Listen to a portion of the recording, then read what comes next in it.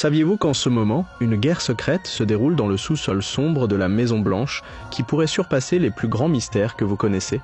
30 personnes sont impliquées dans la préparation d'un simple repas avec une mission secrète de 96 heures et une sécurité qui semblerait plus complexe que la maintenance de missiles nucléaires. Oui, la sécurité de ces repas présidentiels est aussi sérieuse que celle d'une bombe nucléaire. Ça peut paraître ridicule, mais vous comprendrez bientôt. Alors, voyons ce que le président Trump mange et comment ces repas sont préparés via une mission mystérieuse. Au début de ce grand événement pour le président Trump à la Maison-Blanche, un chef dans le sous-sol sombre fixe une feuille de calcul qui ressemble à un plan d'attaque militaire. Il est écrit quelle minute, quelle seconde chaque ingrédient arrivera, quel four cuisinera quel plat. Et la température super précise pour 20 plats différents, tous devant être prêts en même temps, au même instant. Un maître chef et 29 autres employés de cuisine serviront les plats les plus sûrs d'Amérique. Mais avant que toute cette folie ne commence, toute cette énorme opération est mise en pause pour un seul oiseau. Oui, un seul dindon. Mais ce n'est pas un dindon ordinaire, c'est l'oiseau le plus important d'Amérique. Vous pouvez voir un énorme dindon se promener dans le hall en marbre étincelant de l'hôtel Willard Intercontinental. On peut dire que c'est probablement l'invité le plus cher. La Fédération nationale de la dinde paie des milliers de dollars pour 2 chambres de luxe séparées avec des bâches en plastique au sol, des stations de nourriture royale et des travailleurs dévoués en équipe qui s'assurent jour et nuit que ces oiseaux vivent une vie royale. Et c'est là que l'histoire commence vraiment, parce que ce ne sont pas des dindons ordinaires. Quand ils arrivent à la Maison-Blanche, ils pèsent environ 3 fois plus qu'un dindon normal, soit 20 kg. Ils sont génétiquement modifiés pour paraître extraordinaires à la caméra. Mais le truc marrant, c'est qu'ils peuvent à peine marcher. Non seulement ça, mais ces oiseaux reçoivent des mois d'entraînement intense pour qu'ils n'aient pas peur des flashs lumineux, des bruits soudains et de la foule de gens qui crient. On fait même écouter de la musique à ces oiseaux. La musique classique les calme, mais certaines musiques les rendent super agressifs. D'autres musiques, par contre, les rendent complètement confus.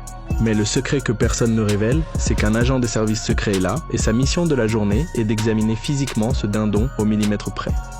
Il vérifie s'il n'y a pas d'arme cachée sous ses ailes.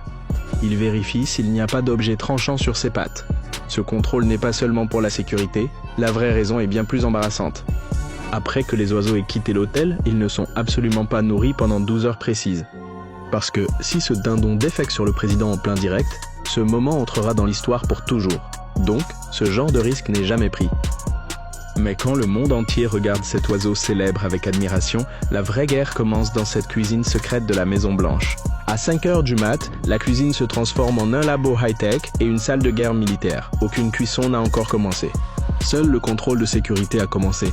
Chaque petit ingrédient alimentaire doit passer par ce contrôle de sécurité impitoyable qui n'est utilisé que sur les colis suspects envoyés au président. Oui, chaque ingrédient utilisé dans le repas du président, de sa source à son entrée dans la cuisine de la Maison-Blanche, subit des tests rigoureux. D'où viennent les légumes? De quelle ferme vient la viande? Toute l'histoire est vérifiée avant qu'elle n'entre dans la cuisine. Même le chauffeur du camion qui les apporte est soumis à une enquête de fond. Quand un camion de livraison est en route, s'il fait la moindre erreur et s'arrête quelque part sans autorisation, cette livraison est annulée. En entrant dans la cuisine, chaque paquet est examiné à l'extérieur. On vérifie s'il y a des signes qu'il a été ouvert en cours de route, s'il y a de petits trous ou s'il a été recellé. Ensuite, ils sont vérifiés avec un détecteur de métaux. Après ça, des tests chimiques et de détection de germes sont aussi faits, pour s'assurer qu'il n'y ait pas de substances toxiques ou de germes nocifs. Si besoin, la présence de substances radioactives est aussi vérifiée. Enfin, la température est vérifiée, pour s'assurer qu'aucun ingrédient n'a été gâché pendant la conservation. Seulement après tout ce processus, ces ingrédients sont transférés dans les propres récipients stériles de la Maison-Blanche. Oui, le boulot des chefs de la Maison-Blanche n'est pas juste de cuisiner, ils jouent aussi le rôle de garde de sécurité en même temps. Chaque plat, depuis le moment précédant sa cuisson jusqu'à ce qu'il soit servi à table, passe par de nombreuses étapes de vérification. Par exemple, dès que le steak grillé pour le président est retiré du four, sa température est mesurée. S'il n'atteint pas au moins 165 degrés Fahrenheit, il doit être remis au four, car selon les règles fédérales de sécurité alimentaire, la viande doit être cuite à cette température. C'est comme ça que la bonne température et la qualité de chaque plat, des soupes aux légumes en passant par les desserts, sont assurées. Si un plat ou une soupe est un peu trop froid ou chaud par rapport à l'idéal, des mesures sont prises immédiatement pour y remédier. Un chef ne fait que surveiller l'assiette du président à chaque instant. Son boulot, c'est pas de servir, mais de s'assurer que tout ce qui est devant le président est parfaitement préparé et sûr. Bref, après un grand événement, dès que 2 heures du matin sonnent, le silence effrayant du sous-sol sombre de la Maison Blanche est brisé par le son d'un minuteur de four. La dinde entre dans le four. Pendant les 13 prochaines heures, personne ne peut quitter cette pièce, même pas pour aller aux toilettes. Si le courant électrique fluctue ne serait-ce qu'une seconde, ça cause déjà de gros problèmes. Et un truc marrant, c'est que le président doit payer ses repas personnels de sa propre poche.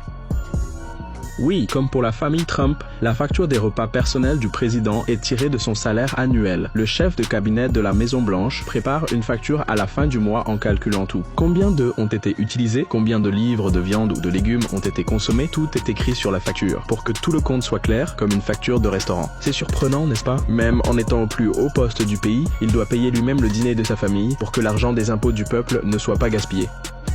À la fin de la journée, quand le repas du président est servi à table, toute l'équipe retient toujours son souffle. Trump termine peut-être son repas calmement, il fait peut-être un sourire d'appréciation ou dit que c'était super. Mais il ne sait même pas par combien de niveaux de vérification et de planification un simple potage ou steak est passé avant d'arriver devant lui. Le président se lève tranquillement de la table et passe à sa prochaine tâche. Et là, l'équipe de cuisine de la Maison Blanche pousse un long soupir. Une autre mission de la journée est accomplie avec succès. Mais pas de temps pour beaucoup de repos. Il se jette aussitôt dans la préparation du nouveau chantier du lendemain, car chaque repas du président est une opération spéciale dont l'histoire en coulisses est peut-être aussi dramatique.